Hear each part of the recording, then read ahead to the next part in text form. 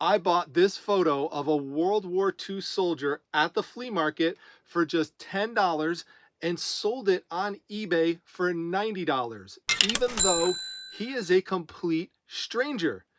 Yep, you could make a fortune selling photos of complete strangers and pay your bills. And in this video, I'm going to show you how. I'm going to show you the types of photos of complete strangers that sell. It's not just military photos. Wait till you see, for example, some of the bridal photos that sell for great money. I'm going to explain why people are paying big money for photos of complete strangers. I'm going to show you and tell you where you could buy these types of photos. I'm going to give you some tips to look for in terms of what types of features could provide some added value to these types of photos, like this really nice oval frame that was standard for these types of military portraits, and these little decorative patriotic elements on the bottom. And I'm also going to give you some information on things you could do to increase the chance of a sale if you put this on eBay or some other type of selling platform. All right, now the first group of photos you want to look for of complete strangers are ones that are military related, especially if they are vintage servicemen and women in uniform.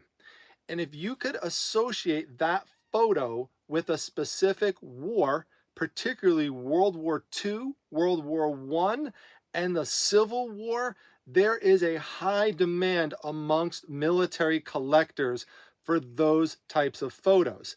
Now, sometimes you need to use some clues from the uniform and even the frame itself to pinpoint the war and the era that the photo is associated with. So, for example, for this one, the garrison hat and the types of buttons and just the overall look of the uniform and this ovalish type frame, it's very classic for that World War II era. But I'm going to show you another example here of something else that you could look for in the photo to help you. So this is a large 16 by 20 photo on cardboard. It's a mixed military photo. And when you look up top, you see these two crossed flags. These are Greek flags from the Greek Navy. And these flags were in use in the early 1900s, and it dates this photo to between the 1917 and 1922 time frame. So very likely a World War I related photo. I sourced it for a few bucks at an estate sale, and I have it listed on eBay right now for $100. So you're not just looking for individual photos, you're also looking for group photos. You're not just looking for large photos, you're also looking for smaller photos, especially if you could find them in scrapbooks. There's a lot of competition amongst military collectors for scrapbooks of military photos. And you're also looking for different branches of the military. So look for ones related to the Army, look for ones related to the Navy, look for ones related to the Air Force. And as an extra bonus tip, although the people in the photos may initially start out as complete strangers to you, it could be that once you do some more research on them that you're able to identify them. And if they did something famous, the value is going to skyrocket. All right, now the second type of photos of complete strangers that you want to be on the lookout for are bridal photos, especially vintage bridal photos. Now, some of you who were following along my recent flea market videos saw me pick up several different bridal photos in frames. Now, I had no comps really to go on. I was really doing this based on instinct. When I saw these photos, I thought that there would be a buyer out there for them. So this one here is the most recent one that's sold. I love this photo. I sourced it for a few bucks and sold it for $45. Then there was this photo. This one is stunning bridal photo. Also got for a few bucks. Sold it for $45. Now, as a side tip, if there's something about the bridal photo that looks a little creepy to you or looks haunted to you, looks eerie, you could put the word haunted in your description, and that might bring you a little bit extra money. So this one here sold for $50, and I also sourced that one for a few bucks at the flea market. Now, as to why people are buying bridal photos and paying up to 50 bucks for them, I'm gonna get into that a little bit later, so stay tuned. All right, now the third type of photo of complete strangers you want to be on the lookout for are glamour or beauty shots, separate from the bridal photos we were just talking about. So you're not only looking for beautiful young women in elegant or sensual poses and vintage dresses, for example. You're also looking for handsome men, distinguished looking men in really stylish suits or fancy styles of dress for the time period that they were in. Now, the 1940s to 1960s happens to be a very good time frame to look for these types of photos. So for example, take a look at this photo of this young woman, Hawaiian woman, posed on that car. That sold for $145, even though she's a complete stranger. So the combination of the woman with the car and the pose, it all worked together to sell that photo. Now, for men, some of the most popular old photos for men who are complete strangers, believe it or not, actually sell better than the women. So if you look at the old daguerreotype photos, which is the original type of photos, take a look at this one here, for example. This photo sold for $410. And he does look quite elegant for back in the day when this picture was taken. Now, if you take a look at couples do well. So for daguerreotypes, it could be two men together and it could be two women together. And look at the bids. People are bidding and competing for photos of complete strangers and paying around $400.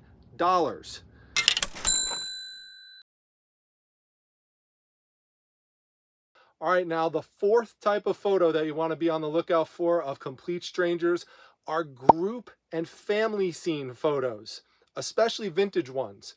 So take a look at this picture here.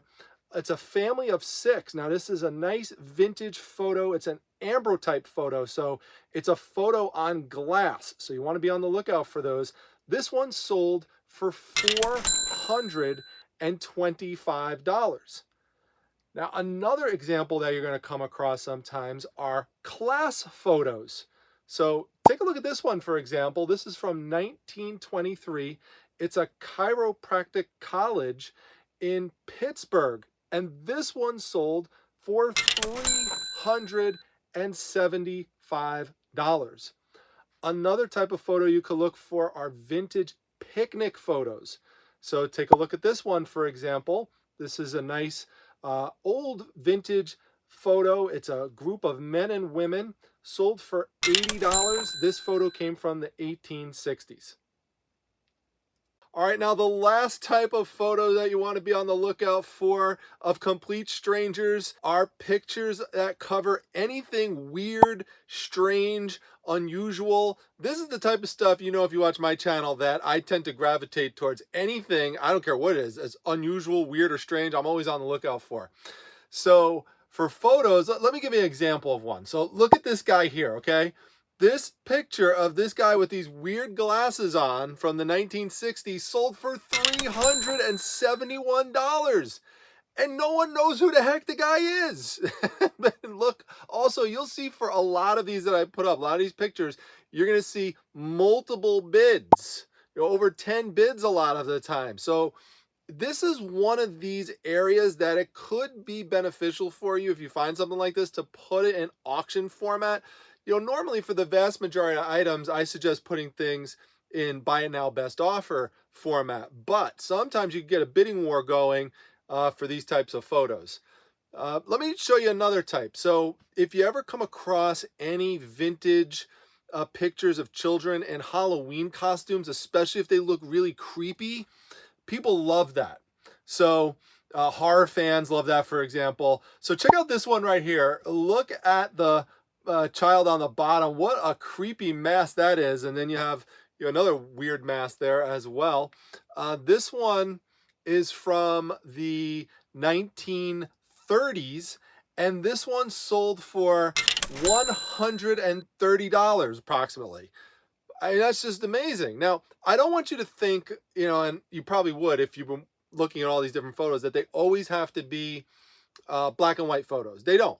So, if it's vintage, it helps, but Polaroids are often vintage photos. So you'll come across Polaroid photos when you go out sourcing at sales. We're going to talk about this in a few moments, but look at this one right here. So this girl, probably from the 80s, wearing these cool sunglasses, and this one sold for 68 bucks. So just simple Polaroid like that. Complete stranger. There's money in these photos. Okay, so now let's talk about why people are spending big money on photos of complete strangers. A main reason why people are paying up big money for photos of complete strangers is nostalgia. Old photos evoke a sentimental longing for the past. When I was in college, I had a professor who actually specialized in nostalgia as an area of study. She wrote academic articles about nostalgia, and she even taught a course in nostalgia. Now, back then, I was much younger, and I couldn't really appreciate why people were fascinated by nostalgia, but that's because I was younger. Now that I'm older, I could totally understand it. Now, another reason people pay up big money for photos of complete strangers is because of an emotional connection. And that could be related to nostalgia. So all these things and these reasons are not necessarily separate from one another. Sometimes they relate. Now, this is going to apply to people who happen to be more spiritual. So some people feel that those old photos have a spiritual pull to them. They feel a connection to them, an emotional connection, a spiritual connection. I've actually had people who've purchased the bridal photos from me write me and literally tell me that they have this photo of this bride on their mantle or on their desk, and they feel that they're connected with this person in some way. There's something about the person's eyes, or there's something about the person's pose that brings that emotional connection really strongly to them. Now, another reason is reliving lost loved ones. A lot of times people will see a photo of someone from a long time ago, and it will remind them of a deceased relative, such as a grandparent or something. And there's just, again, it kind of relates to the other reasons. There's a emotional connection there and a connection to the past. Some people feel like these photos are a time capsule to the past. And then when they look at those photos, they could even kind of project stories onto the faces and kind of think of what those people went through back in those times. And for that reason, they're willing to pay up to get that photo in their possession.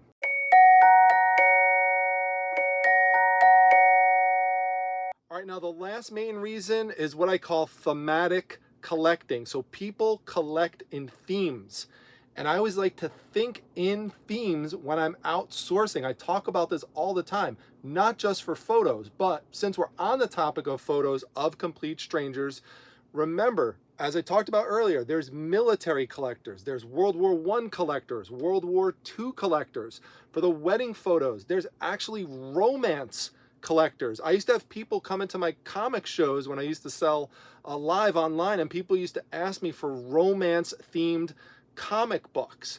There's people who collect rural scenes. There's people who collect historical scenes. So there could be all sorts of different things in the backgrounds with these pictures as well. And that is a good segue into our next topic, which is going to be things that could help increase the value of these photos and things that you can do to help sell them better. All right, the first thing that's going to help increase value with photos of complete strangers is if you have them in a fancy frame or nice vintage frame. Remember, presentation matters.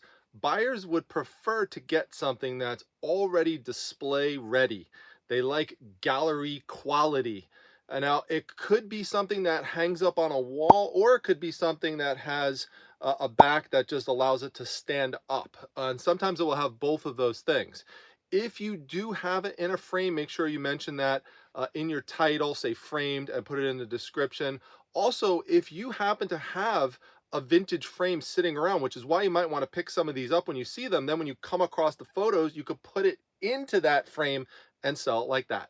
All right, now another thing you want to look for are any inscriptions, and these are often on the back of the frame. So for example, this photo here had a nice description on the back. Sometimes you'll see newspaper clippings on the back that identify who the person is in the photo. Now, sometimes the inscription on the back might not help you exactly identify it. So it might say something like Uncle George, 1941, but still that gives somebody some reassurance that this is a vintage item, especially if the handwriting looks old and it looks like it's vintage, it's kind of faded a little bit like that. So those kind of things do help, but it really helps to establish provenance. The more specific that you could get, people like to be able to do a little bit of research on the person, and then they'll feel more spiritually connected, typically, like we talked about earlier. So again, with inscriptions, make sure you mention anything like that in the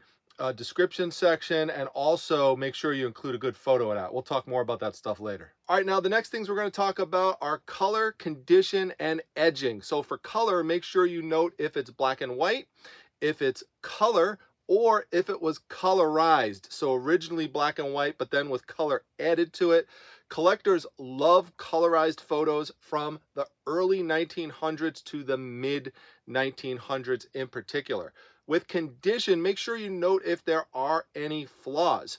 So don't assume that if it has some flaws like a stain or some tears that it's not going to be sellable. Some collectors look at some of those flaws as actually something that adds a little vintage character to it.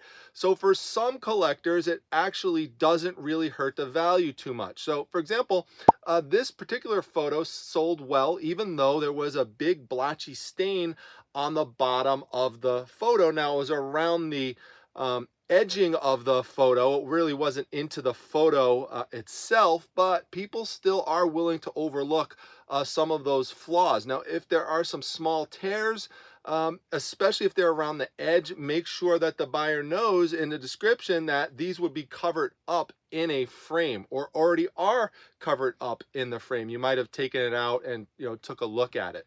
And that's another point. I also advise making sure you take the picture out of the frame to look inside. You might find some interesting additional inner details. And a lot of times in the olden days, people hid things in the frames, underneath the mat board, all sorts of stuff. So it's always helpful to take a peek inside. You never know what you might find there.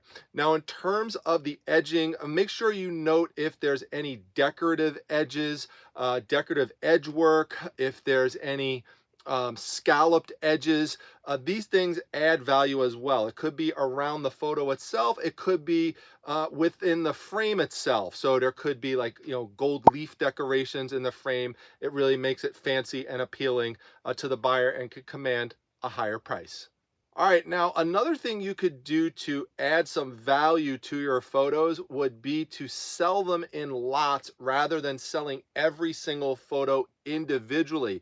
This is true for many other types of items that you would collect and buy and try to resell. I do the exact same thing with comic books. You have to make a strategic decision of how much money you want to make per photo or per item in any other category, and decide if it's worth it to list it individually. However, for ones that are really just not worth listing individually, then put them in lots according to a specific theme. And now you could take items that really weren't worth much individually, and now that you have them in a bigger lot, you could sell them off at a higher price and make it worth your while. All right, now if there's any vintage advertising in the photo, make sure you highlight that, like a Coca-Cola sign or something in the background. That will help sell the item. If there's cool transportation items like old cars and old boats, planes, helicopters, you name it, people love that type of stuff. So that's another good thing to emphasize in the photo. If there's anything in it that could help clearly identify a geographical location like Lake Tahoe or Las Vegas or some other place that is popular, New York City, Chicago, doesn't matter. Make sure you put that in because that will also help the item sell. All right, now there are many different marketplaces where you could sell these types of photos, but the place where you're going to get the biggest bang for your buck is generally going to be eBay.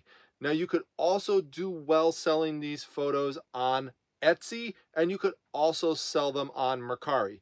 And there's some other places where you could sell them as well, but generally eBay is going to be your best bet. So I'm going to give some eBay tips here, but you could also use these tips for most other marketplaces as well. Now, a big thing you want to make sure that you get right are the photos. That's absolutely key. Make sure you have a good, clear image of the photo. Make sure that you're getting all the details in, including if there's a frame. If it's in a frame, make sure you take a picture of the back of the frame, zoom in on any inscriptions. If it says anything on the front of the frame in terms of a particular photo artist that worked on the image, make sure you zoom in and get a photo of that and put that in the listing as well. Get a picture of the side of the frame so you could give the potential buyer a sense of the depth of the frame. Those things are all really important. Now, if there are fine details in the photo that you really want to bring out, so let's say there's, for example, a lot of people in the photo. What I'll do is I'll go in and I'll segment the photo, for example, into thirds or into fourths, and I'll have the big general picture first, but then when the buyer goes in, they could then go look and see all those little details of the people's faces, and it just brings it more to life. Now, it's true, they could use their own zoom function on eBay to get a bigger image of the photo, but this just makes it really easy for them because you're doing it yourself for them, so there's no need for them to have to zoom in anymore. So that's something that could be helpful. Also, zooming in on any interesting details in the background that are not people could also help. So for example, an advertising sign or part of a vehicle, that could also be helpful to put in there and to make sure you're emphasizing. Now, another thing that you want to do is make sure that you are really honest in the description. So make sure you are noticing and making mention if there's any flaws whatsoever, because you don't want someone to open up a return afterwards and say, oh, I didn't know that had a little tear in it or it had some stains in it. Don't say, just look at it yourself and figure it out. Make sure you be very specific for the buyer and just let them know. So again, they can't come back later on and say you didn't mention it or you tried to hide it or something like that. Now, another thing is to consider whether or not you're going to do auction or buy it now. For most instances, I'm going to suggest doing buy it now with a best offer. Start the price out high. You could always lower it if you want to, and keep in mind that you are willing to accept offers.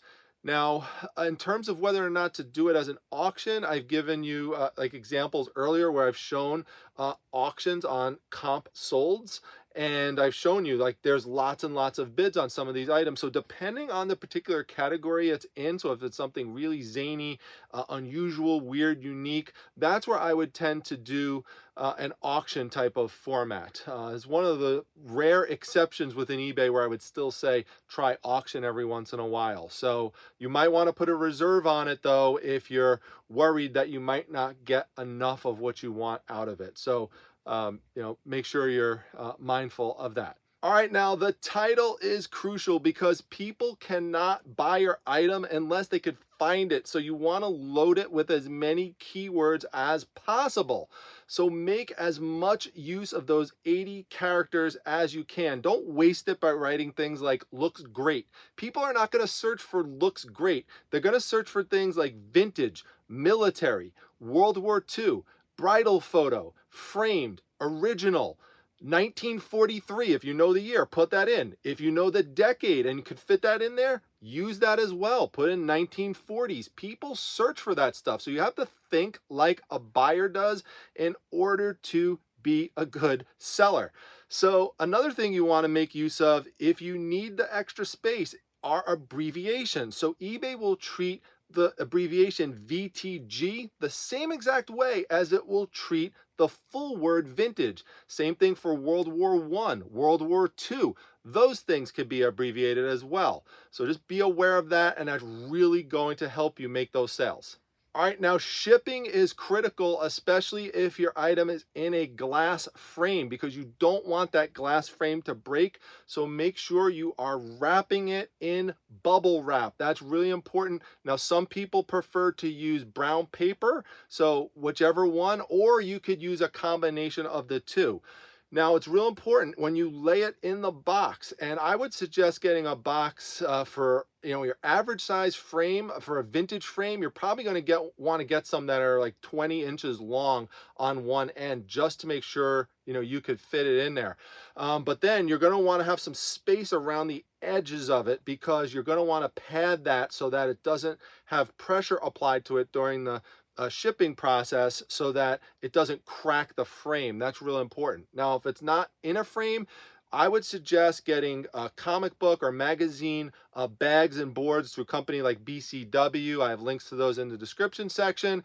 Put it in there, and then you could protect it with some cardboard on the outside. Make basically like a cardboard sandwich out of it. Just make sure you're using really firm, strong cardboard that's not going to bend easily. And then make sure on the outside of the envelope that you ship it in that you're writing "do not bend" on the outside. But for the framed items, obviously those are going to go into a box, and make sure you're using a strong, sturdy box.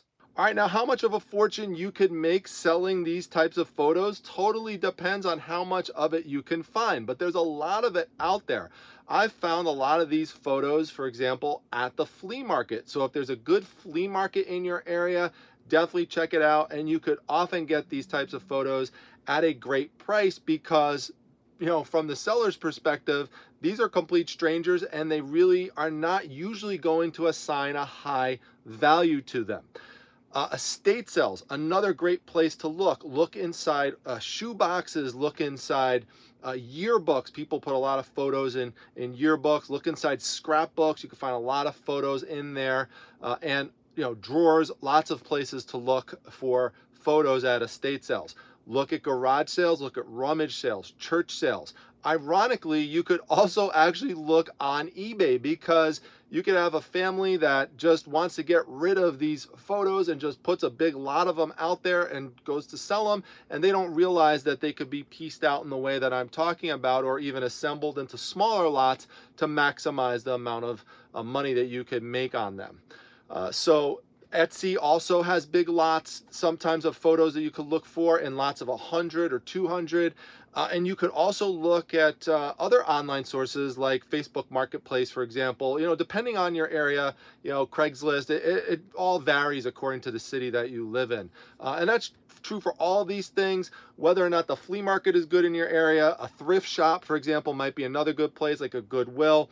Every place has some of these things that are good, and some of these things are not good. So it all depends on the region that you live in. If you do storage unit buys, that's another place where you could find lots and lots of old photos. So, be on the lookout for that as well, if that's something that you're interested in.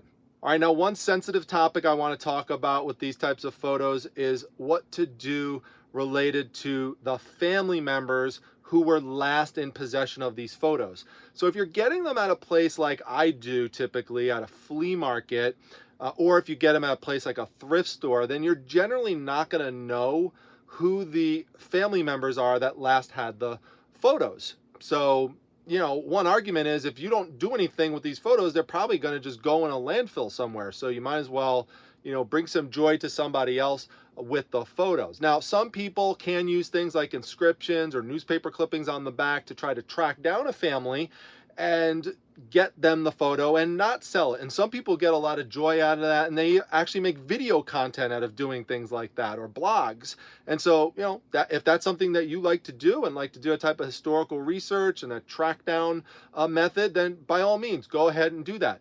But I will tell you that I've interviewed people who do a lot with storage units, and the general advice that I've gotten from the storage unit folks, and feel free to comment on this because I've not bought storage unit before, but I've heard that things could go south really fast trying to contact the family members and trying to get the photos back to them, because then it could open up all sorts of emotions and can of worms in terms of wanting to actually repossess the entire storage unit. So that's kind of like a special situation. If you're at an estate sale, at a garage sale, and it's the family, and you came across these photos, it's usually proper to just check with the family and make sure that they want to sell it if it's unclear in some way. And oftentimes they'll tell you, yeah, we want to sell that. Or at a estate sale, they'll often have like these photos segmented off from the rest of the stuff and will say these things are not for sale, family albums not for sale. So, but it is best to check just to make sure. Some people assume, and I've seen these comments in my videos before, that all families want all the family photos. That's not true. A lot of families will tell you that they don't want the family photos because they don't even know who these people are themselves. They're long lost relatives and they don't want to hold on to them anymore. They don't want it taking up space. And also, unfortunately, not everyone has good relations with people in their family. So there are some people who just, want to cut ties and they don't want anything to do with family members from the past and images and pictures and stuff. And sometimes it brings up bad memories, so they just want to, move them onward. So just keep that in mind.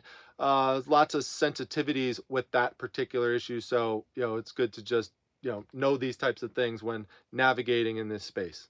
All right, now if you happen to be a photographer, a photography collector, a military collector, or a collector of some other type of theme related to photography, and you think that there's something that I didn't cover that it's important for the audience to know, then go ahead and leave a comment down below for everyone to see, including me, because that's where we all learn from you as well, and it's bi-directional learning on this channel.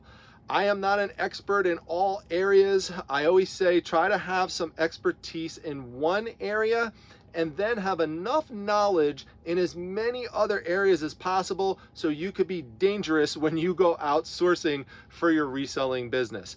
If you like this video, let me know that, and let me know if you want other types of videos like this, and if so, what topic areas do you want me to cover? I might make other videos like this if this one performs well, so it is really important to comment, to like, and to share the video out. I have many other videos on this channel to look at, and there's also a member section with additional video content there as well, so you could support the channel by joining the membership of the channel. That'll help to keep the channel going. So I appreciate all of you for watching this video. I hope you enjoyed it, and I'll see you back at the next one. Take care.